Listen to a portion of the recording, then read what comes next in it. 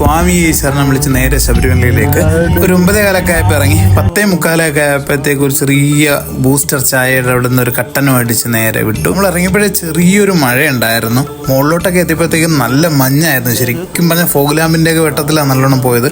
വണ്ടിയൊക്കെ നമ്മൾ ഒരിടത്ത് സേഫായിട്ട് പാർക്ക് ചെയ്ത് പമ്പയിൽ ഒരു 2 മണിയായപ്പോൾ എത്തി.